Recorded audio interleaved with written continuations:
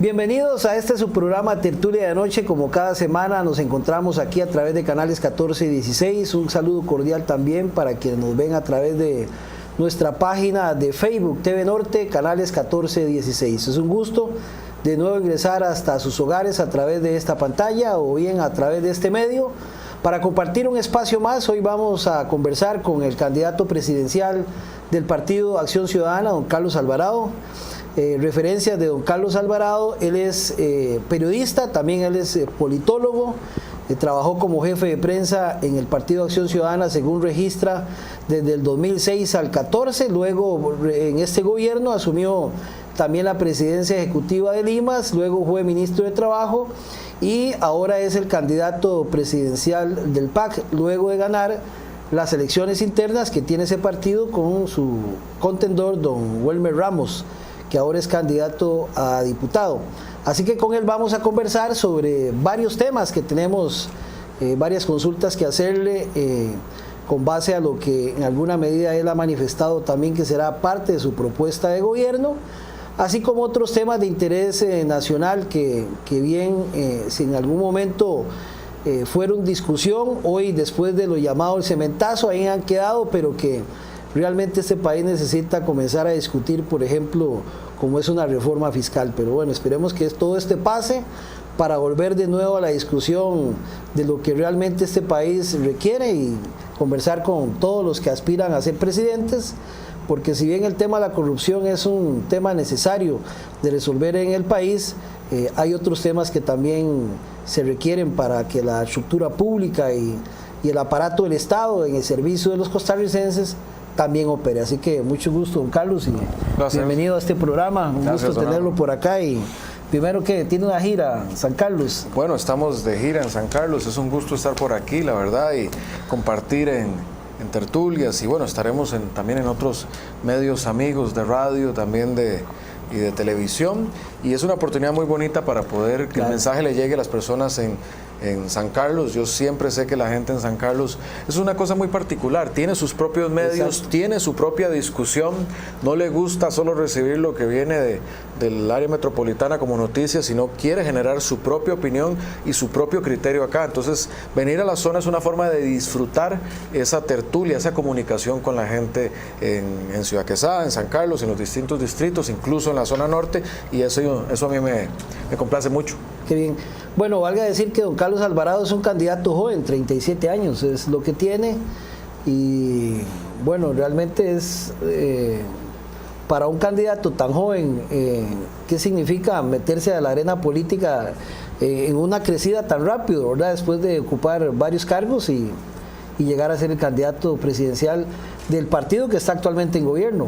Bueno, es un gran reto, Álvaro. No solo soy el candidato joven, sino que soy el candidato del partido de gobierno y tengo que demostrar a la vez resultados como lo que hice en el Ministerio de Trabajo o en el IMAS, es decir, experiencia, pero a la vez renovación, que no es más de lo mismo que han mostrado otros políticos. Entonces genera un gran reto para mí, pero lo asumo porque yo quiero este país y yo creo en este país. Yo veo ahí, Álvaro, la posibilidad que tenemos para brincar al desarrollo. Tenemos esa posibilidad, pero la tarea hay que hacerla, sí. Eso no se va a hacer solo. Usted en marzo dice en el periódico La Nación que quiere hacer el gobierno básicamente el continuismo, digamos, de lo que ha venido haciendo la actual administración. Para usted, ¿qué ha hecho bien esta administración que usted seguiría? Bueno, hemos hecho bien o se hizo bien en esta administración cosas como las que me tocó participar, la reducción de la pobreza. Eso fue un trabajo que desarrollamos desde IMAS y desde el Consejo Social Presidencial. Eso ha sido positivo y me complace que con los mismos recursos, los mismos presupuestos, pero articulando distintamente las instituciones, lográramos ese tipo de resultados. Las negociaciones de las convenciones colectivas, por ejemplo, en RECOP, en HAPDEVA, que en diálogo con los trabajadores lograron ahorros sin huelgas, algo que no se había logrado en los últimos 30 años. Ha habido obras de infraestructura que estaban relegadas, que esta administración ha logrado finiquitar, otras que se han avanzado de manera importante en esta administración. Creo que también en el sector agropecuario, después de muchísimos años de un abandono, a partir de solamente pensar en los tratados de libre comercio, sin complementar el fomento agropecuario, el conocimiento, un buen crédito, como lo ha hecho Banca de Desarrollo, que tiene que mejorar mucho más, pero que ha habido avances, han logrado que la economía rural del país mejore y los datos así lo reflejan. Creo que el trabajo en equipo también de gabinete, yo veo campo a campo, en turismo, el mayor crecimiento de líneas aéreas que han venido al país y la visitación, al mismo tiempo que se anunciaba la reducción de la pobreza, se anunciaba un crecimiento de las exportaciones. Costa Rica crece a un 4%, al doble que la región de América Latina, la inflación está controlada, se logra una reducción de tasas de interés, es decir, en campos de lo social, de lo económico, se muestran cosas positivas que hay que profundizar. Ahora, claro, no todo hay que continuar, hay cosas que hay que mejorar ciertamente y claramente, o donde hay errores hay que enmendar, pero sí digo que este camino andado en el primer gobierno del PAC ha superado a gobiernos anteriores y creo que lo que toca ahora es superar lo hecho en este gobierno. El gobierno, digamos, sin sonrojarse, siempre dijo Luis Guillermo Solís que era el gobierno de la transparencia y la ética. ¿Usted lo sigue considerando así? Creo que la gran mayoría de los funcionarios, de los jerarcas, de las personas ciertamente del PAC que fueron al gobierno, mantuvieron esa bandera. Pero si hay un error que se cometió fue de gente con la que se rodeó el presidente, que no era del PAC y que ahora vemos pues las consecuencias que ha traído eso. Y hay que decir, sí, ahí hubo un error, ciertamente ahí hubo errores y eso es lo que hay que corregir. Pero yo lo veo en esa dimensión, mayoritariamente la gente, la gente del PAC que estuvo ahí hizo la tarea, tanto así que es desde el mismo PAC, a través de la comisión de investigadora y Otón Solís y su rol ahí, también la diputada Nidia, que es de la zona, el rol que han tenido ahí ha sido de empujar la investigación para que se esclarezcan estos hechos en el caso de los créditos del BCR y todo eso. Digamos, si usted pensaba o piensa llevar parte de lo que ha hecho esta administración, la ética, la transparencia fue parte de lo que Luis Guillermo pregonó. Sin embargo, vemos que por lo menos ese discurso presidencial se ha manchado con este tema, lo cual usted considera que le puede perjudicar en su campaña política que está realizando a nivel de país. Yo creo que perjudica, Álvaro y quienes nos ven, esto perjudica a todos los partidos, a la clase política, perjudica a los tres poderes de la República. Y en lo que a mí me preocupa es que perjudica el ánimo costarricense. Es decir, la gente se siente asqueada, se siente molesta, no quiere participar en política, dice todo es lo mismo, todo es igual. Y esa primera reacción, que es muy fuerte, que todos en algún momento la hemos sentido, hay que entender que no es positiva, es contraproducente. Porque si la gente, la ciudadanía, los buenos ciudadanos se apartan de la política, eso queda ahí para que haya grandes riesgos, que asuman el poder o que sea la gente corrupta la que siga asumiendo el poder en algunos casos, que es más bien donde hay que sacarlo.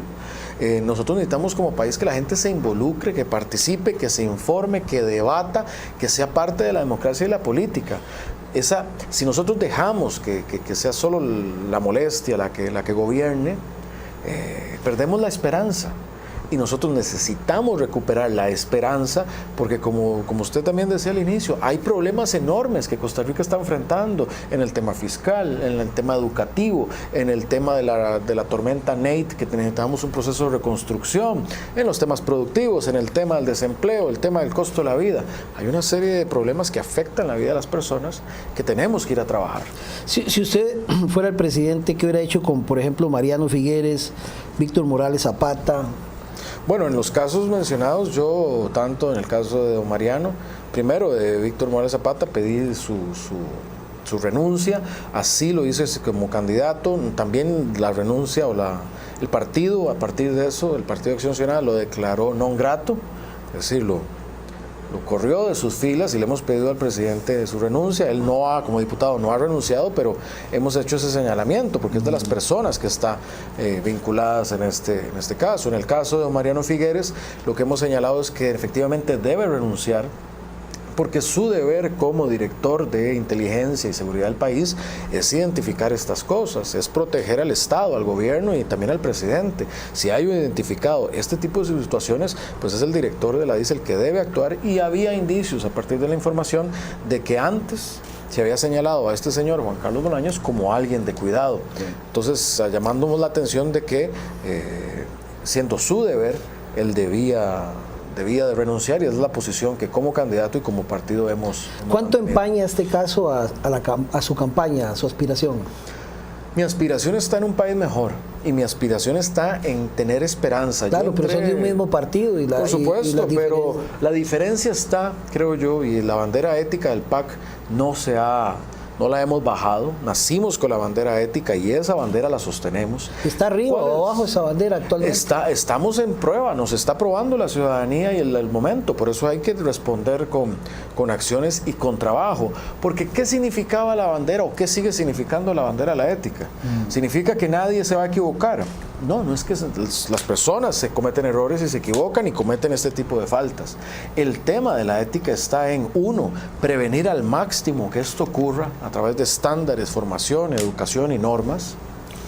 Pero cuando esto ocurre, lo que corresponde es, en vez de taparlo y protegerlo, es aclararlo, abrirlo, que se hagan las preguntas del caso, las investigaciones, caiga quien caiga y hasta el fondo de sus consecuencias. ¿Cuál va a ser el elemento diferenciador suyo al estar la bandera del presidente actual, digámosle, en media asta por el tema del cementazo, de un mismo partido? ¿Cuál va a ser el elemento diferenciador suyo como candidato presidencial, no solo de lo que está pasando en el gobierno, sino de los demás partidos políticos? Bueno, yo creo que ha llegado la hora de que el turno de una generación de relevo que tome las riendas del país. Ya han sido las mismas personas las que han gobernado en muchos estamentos por muchos años. El gobierno de Luis Guillermo Solís y del PAC es un gobierno de transición hacia una Costa Rica mejor, pero sí una nueva generación tiene que asumir las riendas del país y demostrar que se puede tener un país moderno, un país de mayor bienestar, un país que se mueve más rápido, donde los problemas como una carretera no duran 30 años en solucionarse, sino que se puede solucionar de manera ágil, que podemos hacerlo para y por las personas, para mejorar la calidad de vida de las personas. El tema del tránsito, que no es un tema solo del gran área metropolitana, incluso acá en Ciudad Quesada, cuando uno hace el tránsito para venir al estudio, vive lo que es ya una urbe con tráfico que se dura horas para cruzar de un lado a otro. Los gobiernos, tanto locales como nacionales, tienen que poder responder a eso ágilmente. Y yo confío que es una generación nueva, con nuevas ideas, con fuerza, con vigor, con ganas de demostrar y también de hacerlo transparentemente, la que debe asumir esa bandera. Usted eligió como candidato a diputado a una persona abiertamente gay por San José. E incluso en su plan de gobierno, el matrimonio igualitario e incluir una educación sexual laica en escuelas es parte de lo que usted promueve. ¿Me podría explicar qué es una educación sexual laica en las escuelas y sobre todo por qué promueve el matrimonio igualitario? De antemano, sabiendo que este gobierno como que a esa comunidad no le ha quedado muy bien, ¿verdad? En el sentido de que fue parte de su promesa, ¿verdad? De por lo menos lo que llaman las sociedades de convivencia no se ha logrado pasar en la Asamblea Legislativa. Bueno, creo que, Álvaro, y ahí hay que dividir varios elementos. No es como que todo eso pueda estar mezclado de una misma forma. Hay tres elementos. Una diputación, lo que tiene que ver con el tema de educación y educación sexual, y otro tema, los temas de derechos. Principal, en lo que es educación y educación sexual, los indicadores y las mejores prácticas muestran que en Costa Rica tenemos una deficiencia en la educación sexual y afectiva de nuestros jóvenes. Es decir, hay mucha ignorancia sobre temas como la afectividad o el uso del condón o de muchas otras cosas que tienen implicaciones después en la vida. Una de ellas, por ejemplo, lo es los temas, por ejemplo, del embarazo adolescente, otro tema de ignorancia en materia de enfermedades de transmisión sexual. En fin, hay una serie de temas que desde la educación deben ser abordados con los jóvenes y las jóvenes para tener una mejor ciudadanía. Pero en eso, no sé si en eso coincide usted con el actual gobierno, en la promoción que ha sido fuertemente criticado, bueno, que incluso uno marcha en contra de lo que llaman la ideología de género y han criticado fuertemente las propuestas educativas. Una página 38, me acuerdo, que habla un poco ahí de la identidad en si es hombre o mujer, y que en el tema hay gente que eso no le parece, pero y que incluso otros candidatos y que también han sido criticados por posición contraria, por supuesto, como Antonio Álvarez de Santi, tienen otra posición, pero que tampoco convence mucho a la gente. Se lo digo porque a mí me parece, y es algo que es una apreciación subjetiva, por supuesto, no tengo una base científica, que esta campaña política, el tema del tema fiscal, el tema de los agricultores, el tema de la reducción de la pobreza, y ese tipo de cosas que en sus años fueron elementos fundamentales para una decisión política nacional, se han quedado de lado.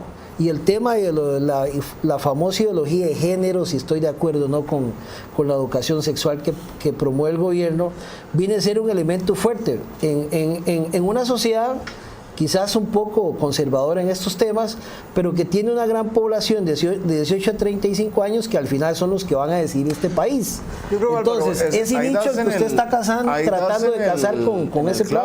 No, vamos a ver, hay cosas importantes. Las posiciones que tenemos en nuestro plan parten de principios, no de que yo me acomodo porque quiero jalar un nicho. Yo parto mis posiciones con principios que son los que guían la política que queremos hacer. Hacer una posición acomodadiza sería pretender engañar a la gente. Yo en eso procuro ir por delante con los principios. Coincido en otra cosa. Nosotros llevamos propuesta fuerte para fomento agropecuaria, como ningún otro partido. Pues otros partidos han estado a favor de aperturas, no fomentar el sector agropecuario, detuvieron la banca de desarrollo, quería que el CNP desapareciera. Nosotros fortalecimos el MAC, rescatamos el CNP y estamos metidos de lleno, como acá en el Tecnológico Santa Clara, de hacer un centro de valor agregado. Okay, ahora, pero la discusión se ha llevado a esa otra dimensión. Ahora, con respecto al tema, porque a mí me gustaría... ¿Qué tanto pesa, digamos? ¿Qué tanto pesa eso en su propuesta? Yo creo que lo que pesa es las propuestas de principio. Una, yo creo en una educación sexual que tenga que ver con la salud, la afectividad y el desarrollo oportuno de nuestros jóvenes. Creo que eso que llaman ideología de género ha venido a meter ruido como si lo que se quisiera es confundir a los menores en cuanto a su sexo y su género. Eso no es lo que se pretende en un tema de educación sexual. Veamos, y recientemente y en la zona se tuvo un caso muy sonado de relaciones impropias que surge y que afecta el seno de nuestra propia sociedad. Casualmente, ¿por qué? Porque como sociedad no estamos poniendo atención a esas cosas y nos hemos desviado en este tema de lo que llaman, y que a mí todavía no me lo han podido explicar qué es, ideología de género. Yo creo que tenemos que ir hay que ir a temas de principios. Uno, mis principios, creo que debemos educar a nuestros jóvenes en la materia, porque tenemos consecuencias graves como sociedad. Pero usted sí usaría en casa presidencial, como hizo Guillermo Solís, la bandera. Yo creo que aquí lo importante no es izar una bandera o no. ¿Pero lo haría o no lo haría? No es mi prioridad. No es mi prioridad hacer eso. ¿Qué es lo que es importante? Creo cosas que se han hecho que son positivas, y yo participé de alguna de ellas. Por ejemplo, había personas que habían convivido toda una vida como pareja, y al momento de la muerte de algunos en el hospital, su pareja no lo podía acompañar en el momento final porque no había un reconocimiento de esa unión. ¿Usted está de acuerdo con los derechos o con el matrimonio? Bueno, vamos a ir a ese punto. Y yo creo que es importante desarrollarlo en esta materia. Hay dos elementos que creo que tenemos que diferenciar, y que en Costa Rica no se hace a partir mucho de que el matrimonio, una vez que es un sacramento, vamos a hacerlo de esta manera. Está el matrimonio como sacramento entre hombre y mujer frente a Dios y frente a la iglesia o frente a la creencia. Y eso es entre hombre y mujer y frente a Dios y en un sacramento y una creencia. Y eso no es ni mi intención, ni creo que la de nadie, cambiar eso. Eso es una cosa que está puesta allí. No obstante, en cualquier otra parte del mundo si usted se casa frente a Dios y frente a la iglesia y va a pedir un préstamo, va a pedir un crédito, va a pedir, le dicen, pero usted frente al Estado usted no es nadie. Usted ese matrimonio tiene que ir a inscribirlo. O si usted quiere, en otros países del mundo, usted va, se casa frente al alcalde, frente a un juez y va y saca su préstamo o va y hace su hipoteca, pero frente a Dios no es nada. Hay una separación entre eso. Y ahí viene un tema de principio, no del tema religioso, pero sí del tema civil. El Estado, entre ciudadanos, no puede hacer una diferenciación, no puede diferenciar entre esos derechos, porque se basa bajo el principio de la igualdad. Esa es la lógica republicana de igualdad que está detrás de la igualdad de derechos en esta materia, las personas que quieren establecer. Y esa es la lógica de las uniones civiles. En Costa Rica, pues estamos en esta discusión y hay, por un principio de igualdad, personas que reivindican la igualdad en sus derechos en esta materia. Y creo que ahí es donde está la discusión, pero yo creo que esa es la discusión que yo creo que debemos dar como sociedad. Hay mucha gente que ha dicho, yo estoy de acuerdo en las uniones civiles, lo que no me gusta es que se le llame matrimonio. Otra gente dice, es que si no se tiene el mismo nombre, no hay una igualdad real. Esa es la discusión que creo que como sociedad debemos dar, pero no salirnos de esas discusiones que se dan bajo epítetos, bajo estigmas, bajo desinformación, que eso es lo que nos está afectando a la larga. ¿Usted está de acuerdo con las guías sexuales que ha promovido el gobierno y que algunos sectores de la educación no están muy de acuerdo? Yo estoy de acuerdo con que se dé educación sexual. Yo tengo conocimiento de que las guías tienen un impacto positivo, pero estaría dispuesto a ver qué es lo que se cuestiona de ellas. Lo que se ha escuchado, pero es que por eso hay que ir a los detalles, es que se le dice a los niños que tienen que escoger entre... Eso no tiene pies ni cabeza. O sea, el nacimiento, las personas tienen un sexo a la hora de nacer. Entonces yo creo que eso es distorsionar un poco la discusión. Sí creo que hay que dar educación sexual a nuestros jóvenes. ¿Está de acuerdo con Estado laico o católico? Porque es una discusión que se ha venido dando y la participación de diputados de índole que llaman cristiano en este país ha aumentado, bueno, lo cual aumenta la presión sobre todos estos temas. Yo tengo la misma posición en este caso que tiene el Papa Francisco. Yo habiendo sido también criado católico, yo fui a un colegio católico y la posición es que un Estado moderno debe ser un Estado laico, como la mayoría de los estados en el mundo. Costa Rica es uno de los pocos estados en el mundo que sigue siendo confesional. Son 2 o 3 en América Latina. Entonces, yo considero que un Estado moderno debe ser un Estado laico. Y eso no significa que sea un Estado antirreligioso, un Estado ateo, no. Eso lo que significa es que el Estado tiene un principio de igualdad y respeta todas las credos, todas las religiones que tengan los ciudadanos y que pueden como derecho ejercer libremente. A ver, en Costa Rica las personas pueden ser católicas, cristianas de cualquier denominación, o ateas o musulmanas o judías, y eso no cambia con un Estado. Lo que pasa es que el Estado per se, creemos, no debería ser confesional. Pero igual, ese es un tema que debemos discutir transparentemente, con argumentos, de manera abierta. Yo lo que siento como sociedad a veces, desde la ignorancia, desde el miedo o desde el fundamentalismo, no se permite que eso se habla con total transparencia. Yo incluso he conversado del tema con algunos personeros, en algunos casos de la Iglesia Católica, que dicen, sí, hacia eso tiene que ir nuestra sociedad, pero ahí es donde entonces surgen otros elementos que enturbian la discusión o las discusiones, ya que se confunden temas de género con temas del Estado laico, con temas de la población LGTBI, cuando yo creo que cada elemento de esto tiene que ponerse en su dimensión y no olvidar otras cosas, no olvidar en el proceso las propuestas para los agricultores, las propuestas para el empleo, las propuestas del déficit fiscal, las propuestas para generar empleo territorial, el agua, el ambiente, porque muchas veces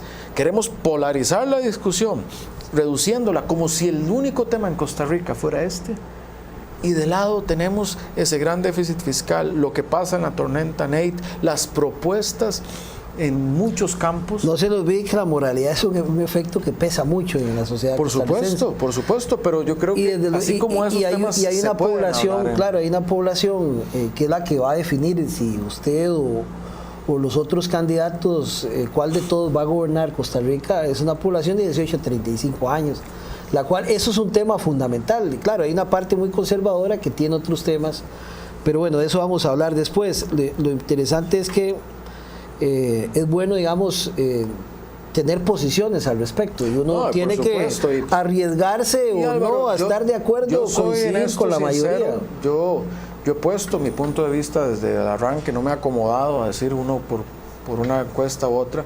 Yo también soy sincero en otra cosa. Yo soy padre, yo estoy casado, tengo un hijo de 4 años. Yo, como la mayoría, intuyo casi todos, si no todos los costarricenses, queremos lo mejor para nuestras familias, para nuestros seres queridos, en muchos ámbitos. En este punto yo creo que lo mejor como sociedad que podemos hacer es tener discusiones francas en estas y otras materias del desarrollo nacional. Así como es bueno en los casos que se mencionan de los créditos del BCR y otros, esclarecer hasta el fondo las cosas, igual en las discusiones que puede haber diferencias como sociedad, lo que corresponde es que con argumentos, con principios, con técnica, con ciencia, demos las discusiones. ¿No teme que algún sector muy conservador del PAC, que lo tiene, por supuesto, entre esos, aquí en San Carlos hay algunos, y el mismo Ton Solís es conservador en estos temas, vaya más bien a provocar de que esa unión que usted en algún momento llamó, después de ser electo el candidato del PAC, más bien se rompa a través de estos temas? No, bueno, uno, en el caso de Donotón, el Donotón en estas materias tiene una posición que ha sido la posición del partido desde su fundación en el 2000, que es una defensa en temas de derechos humanos, en la materia de igualdad entre hombres y mujeres, y mucho en materia de derechos humanos de la población LGTBI. En eso no es una persona, como no lo soy yo, una persona en eso, pues, de posiciones cerradas. Yo creo también, y así lo he dicho, que esta es una discusión que está en nuestra sociedad, y que en nuestro partido hubo una convención, yo fui claro en mi posición, y esa posición ganó, esa y otras de nuestra propuesta integral ganaron en una convención. Y esta es una discusión que no solo está en el PAC, que no solo está en la sociedad costarricense, sino que está en todo el planeta. Es una discusión que está, y que yo creo que lo más sabio es entender que un partido como una sociedad, o un partido es un reflejo de una sociedad, y en temas como estos tiene posiciones diversas. Contrario yo hubiera sido que yo hubiera dicho o están conmigo o están contra mí. Esa sí sería una posición fundamentalista. Yo lo que creo es que en esta materia hay posibilidad de tener diálogo. Yo llevo una posición dentro de mi partido y de mi candidatura específicamente, pero hay algunas otras posiciones dentro del partido, y yo lo reconozco eso como lo reconozco en la sociedad. Creo que eso es parte de entender la complejidad de los tiempos que vivimos. Hay otros temas donde no hay esa discusión. El tema fiscal, necesitamos resolver el tema fiscal y todos estamos alineados. La defensa del sector agropecuario, todos estamos alineados en defender y promover el sector agropecuario, reducir y combatir la pobreza, luchar contra la corrupción y promover la ética como forma de la función pública. Ahí hay una alineación completa, y eso es lo que le proponemos a la gente. Vamos a hacer una pausa comercial y ya regresamos para continuar conversando con el candidato presidencial del Partido Acción Ciudadana, que está aquí como invitado en este programa Tertulia de Noche, don Carlos Alvarado. Ya volvemos.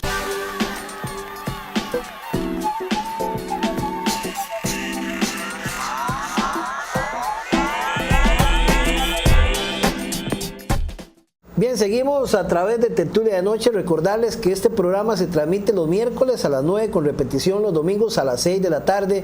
Y también nos pueden encontrar en YouTube, Tertulia de Noche. Todos los programas están ahí, y puede invitar a otros amigos para que puedan ver los programas. En el caso que no lo puedan compartir o ver en vivo, ahí están para que usted lo pueda ver en su casa o en cualquier parte, cualquier otro día que no sea los miércoles o bien los domingos. Carlos, hablemos precisamente de la unión del PAC. ¿Cuántos PAC hay dentro del PAC? Porque hablábamos un poco antes de la complejidad de un partido, poner de acuerdo a tanta gente, porque uno ve Otón una parte, vemos a Guillermo otra parte, que es natural en los partidos políticos, pero ¿cómo hacer para agrupar a toda la gente y lograr un solo músculo? ¿Cuántos PAC hay? Se hablan de 3 grupos, ¿verdad? Pero yo no... No, creo que el PAC es un partido como la sociedad, amplio, diverso, que que tiene en común un tronco importante de práctica política que pasa mucho por la ética, pasa mucho por la visión de derechos humanos, pasa mucho por la visión solidaria y cree un Estado que le da oportunidades a la ciudadanía. Y eso nos agrupa en esta tienda política.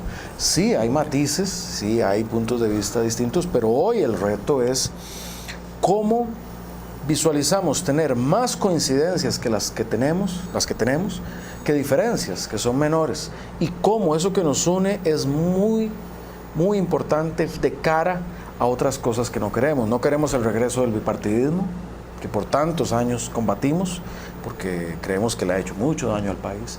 No creemos en los extremos, en los extremismos. El PAC es una opción de centro progresista para el país, que está recogida en esos matices que coexisten en el partido. Creemos profundamente en una agenda práctica.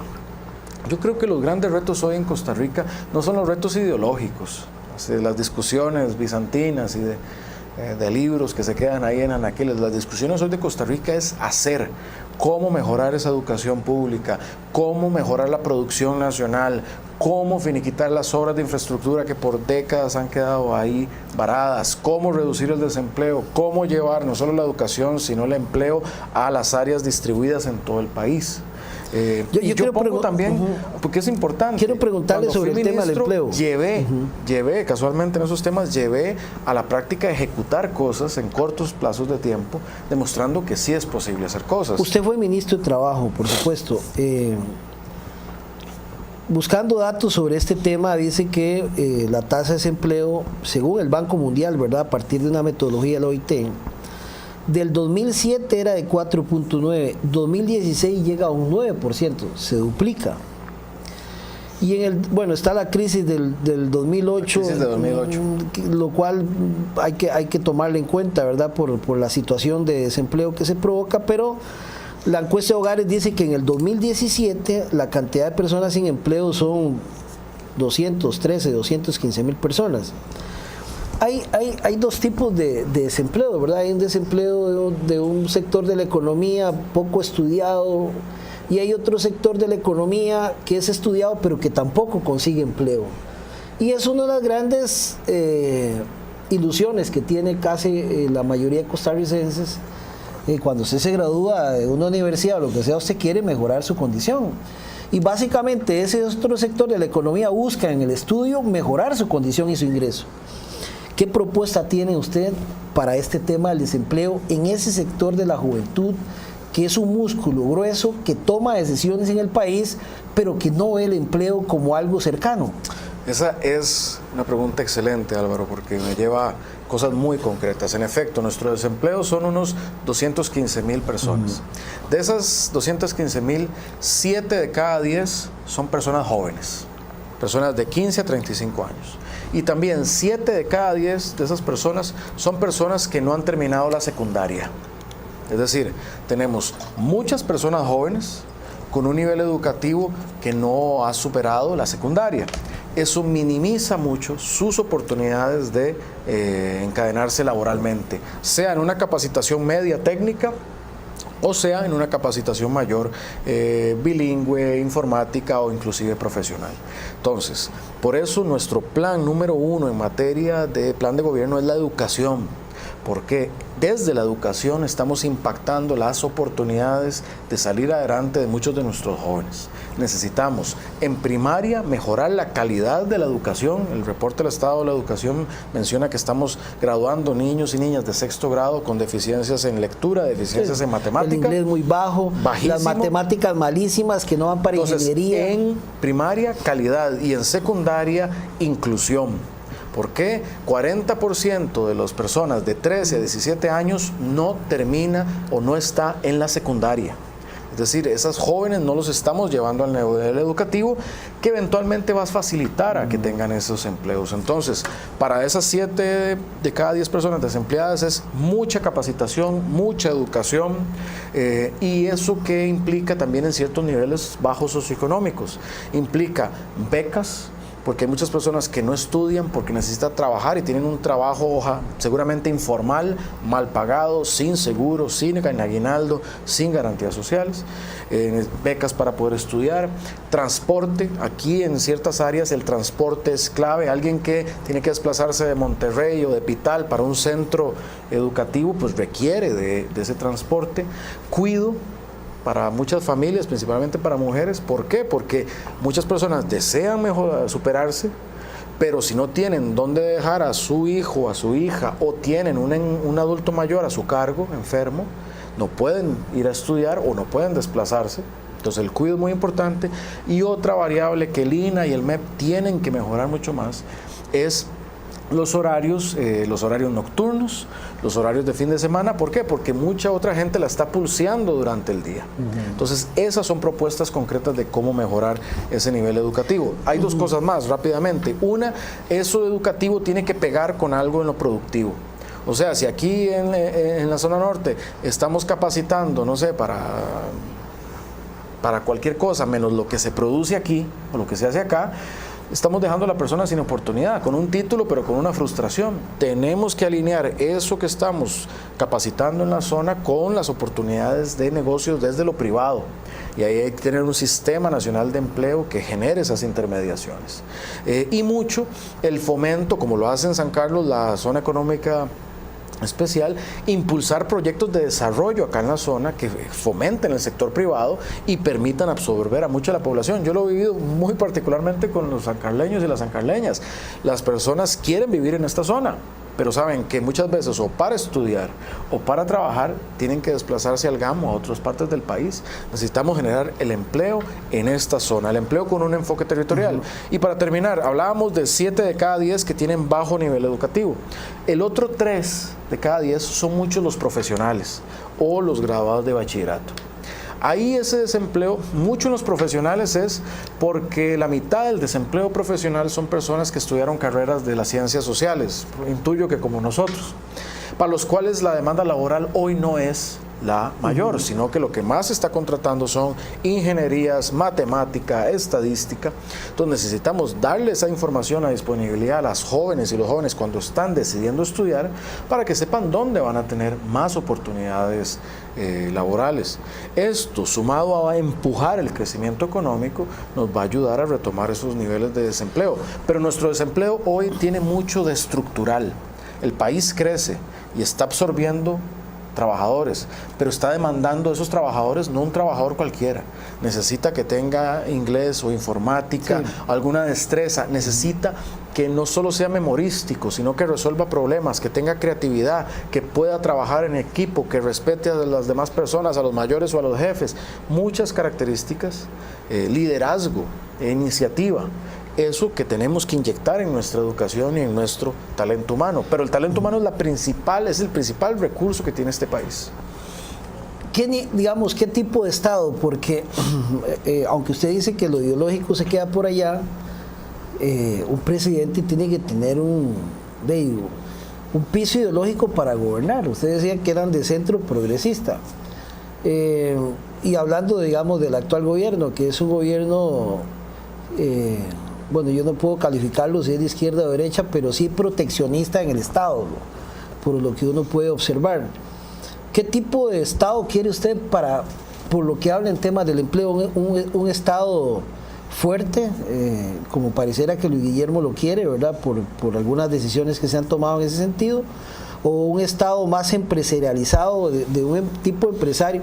Tal vez no tanta la apertura como apuestan otros partidos políticos, pero el tipo de Estado que se quiere determina en algún nivel ese tipo de población que necesita un empleo y que en alguna medida también, que es otro tema que siempre se queda en campañas políticas, que es el emprendedurismo como tal, ¿verdad? Pero ¿qué tipo de Estado ve usted, digamos, o establecería usted como presidente de la República en caso de ser electo? Yo creo en un Estado eficiente y un Estado aliado.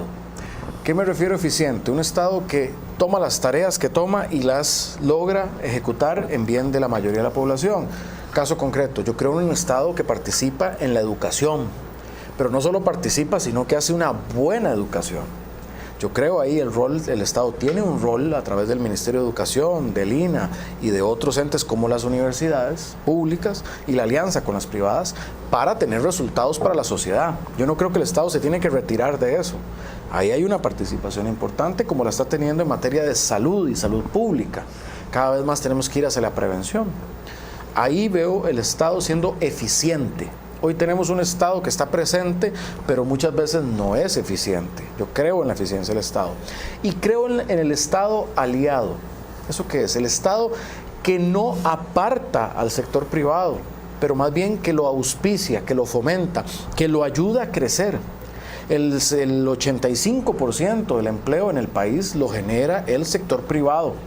Nosotros necesitamos un sector privado boyante, que crece, que respeta las normas ambientales, laborales, pero genera empleo, genera riqueza, genera bienestar, que se faciliten los trámites, el Estado eficiente, pero aliado, que le facilita los trámites a la empresa para que rápidamente se inscriba, que no tenga que sufrir con la municipalidad, con el Ministerio de Salud, con la Caja y con Hacienda, sino que todo sale rápido. Hacia eso nos tenemos que encaminar. Entonces, que pasen las cosas, eficiencia, y que sea un colaborativo, que le ayude al sector privado, que le ayude a las comunidades, que no sea eso que dice es que no sirve para nada o que más bien me está entorpeciendo, sino que más bien viene y ayuda. Y eso es una visión que yo promuevo. Yo aspiro a que sea un gobierno que no viene a la zona norte a decirle qué hacer o no viene a prometer. Viene, se sienta con su liderazgo, con la comunidad, con la organización y dialoga. Y le pregunta cuáles son sus aspiraciones. Y la comunidad le exige cosas. Entonces ahí hay una alianza con la gente y con la comunidad. No es aquello que llega y dice, bueno, les ofrezco un puente. Y le dicen, pero es que ni río hay. No, hay que escuchar a las personas, ver sus aspiraciones. Y la ventaja grande que tiene la zona norte es que hay mucho capital humano, hay mucho direccionamiento. Claro. Un gobierno lo que tiene que hacer es aliarse, ponerse al servicio a trabajar para explotar ese desarrollo. ¿Usted cerraría alguna institución actualmente? Cuando se habla de un gobierno eficiente, ¿cerraría alguna institución? Bueno, el CONADI se prometió cerrar y no lo cerraron, pero Otón Solís promovía unir cinco instituciones y enfocar a la parte social. A mí, una vez que lo entrevisté, me pareció muy interesante la propuesta de don Otón Solís, pero tampoco prosperó. ¿Cómo hacer un Estado eficiente? ¿Cerrar, abrir, unir? No me queda clara hay dos formas, hay dos enfoques.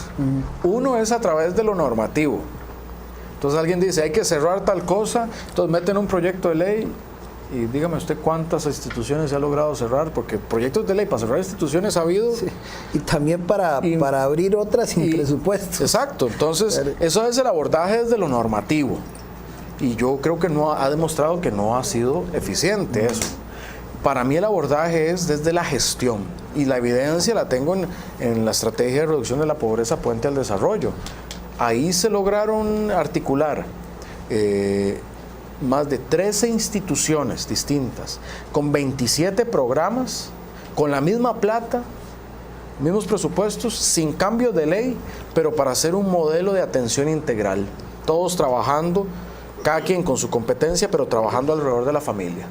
Entonces ya no es asistencialismo, sino que es salud, educación, capacitación, todos los diferentes componentes, cuido, adultos mayores, alrededor de la familia. Eso es, y se obtuvieron resultados, reducción cuantificable y mejora de calidad de vida de muchas personas. Eso es eficiencia. Eso se puede llevar a otros estamentos del Estado. Claro. Es juntarse para resolver problemas conjuntamente. Nos queda poco tiempo. ¿Cómo resolvería el problema Cruzitas si fuera usted presidente ya? Bueno, lo primero tiene que ver con hacer valer el imperio de ley. Creo que en Cruzitas lo que tenemos es una situación irregular en materia de la extracción que se está dando y que está siendo muy perjudicial para la salud. Inclusive puede haber problemas obviamente ambientales o de contaminación más allá y de seguridad también. Entonces tenemos que hacer valer el imperio de ley. Pero eso sería más que todo la primera acción. Ahí lo que tenemos que ver es que venimos de un conflicto en el cual se proponía una mina transnacional como la solución y una gente decía sí porque genera empleo y la otra gente decía no porque destruye el ambiente. Al final no pasó no prosperó la mina, pero estamos en un escenario peor de coligalleros sin regulación. Sí, claro. A la libre. No es ni el empleo óptimo, y tenemos los problemas ambientales y de salud.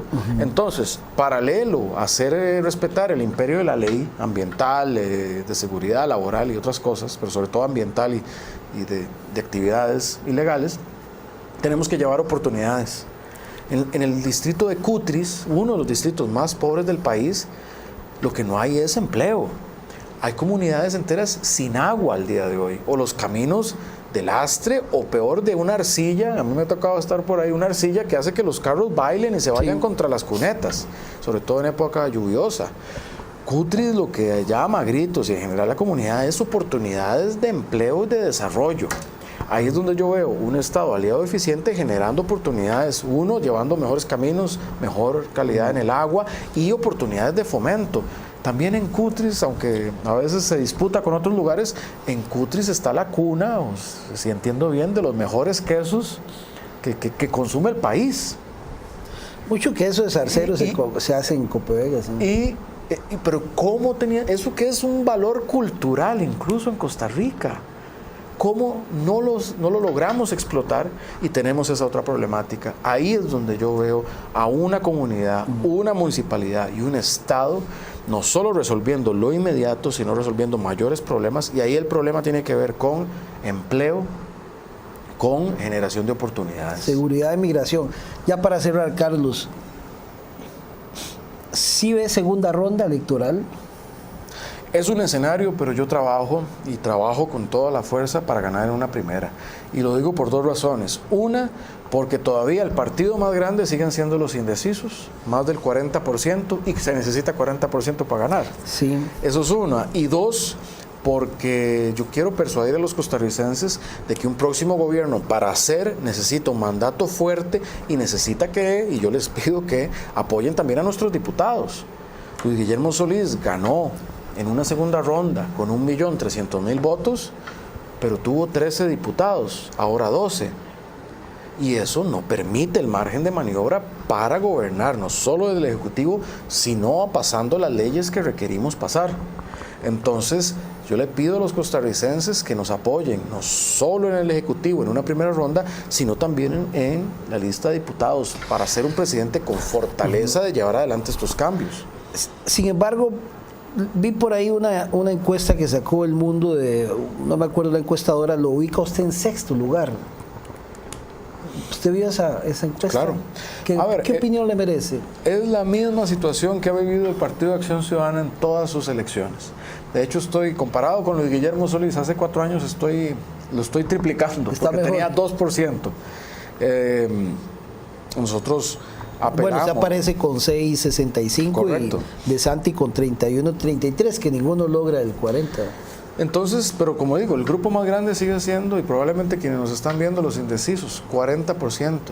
Lo que yo quiero poner a disposición del país es una propuesta renovadora, pero seria, moderna, pero comprometida, y comprometida con las personas, con los distintos territorios y con el futuro del país. Yo tengo muchísima esperanza en este país, pero la tarea hay que hacerla y tenemos que participar. Don Carlos, muchas gracias. Muchísimas gracias. Se nos quedó el tema del cooperativismo de hablar, pero ahí en otra ocasión nos vamos a hablar al sector cooperativo. Hay que sacarlo adelante por productivo. De cooperativismo y temas fiscales y agrícolas, que son temas fundamentales también para el país. Pero bueno, ahí en otra visita vamos a discutir de esos temas. Gracias a ustedes por habernos acompañado. Los esperamos la próxima semana en un espacio más de Tertulia de Noche. Recuerde, a través de canales 14 y 16. Que la pasen bien.